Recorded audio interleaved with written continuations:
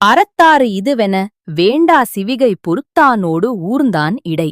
பழமையான தமிழ்நாட்டில் ஒரு சிறிய கிராமம் இருந்தது. அந்த கிராமத்தில் இரு நண்பர்கள் வாழ்ந்தார்கள், வீரன் மற்றும் மரன். வீரன் நல்ல மனம் கொண்டவன். அவன் எப்போதும் பிறருக்கு உதவுவான். கிராமத்தில் யாருக்காவது துன்பம் வந்தால் முதலில் ஓடிச் செல்வது அவன்தான். அவன் செய்யும் உதவிக்கு எந்த பலனும் எதிர்பார்க்கவில்லை. மரன் பணக்காரன். அவன் வெளியில் நல்லவன் போல நடிப்பான், ஆனால் உள்ளத்தில் அவன் சுயநலம் கொண்டவன். நான் செய்கிறதுதான் அறம் என்று அவன் எப்போதும் தன்னை புகழ்ந்து பேசிக் கொண்டிருப்பான். ஒருநாள் கிராமத்திற்கு ஒரு பெரிய செல்வந்தர் சிவிகையில் ஊர்வலமாக வந்தார்.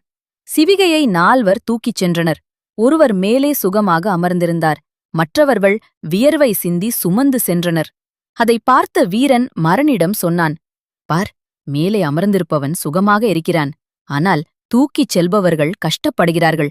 யார் உண்மையில் உயர்ந்தவர்? மரன் பதில் சொல்ல முடியவில்லை. அப்போது அங்கிருந்த ஒரு மூதாட்டி கூறினாள், மகனே, அறம் என்பது யார் சொல்வதோ காட்டுவதோ அல்ல.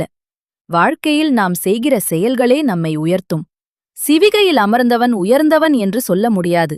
அதை சுமக்கும் மனம் கொண்டவர்தான் உண்மையில் உயர்ந்தவர். அந்த வார்த்தைகள் மரனின் மனதை தொட்டது.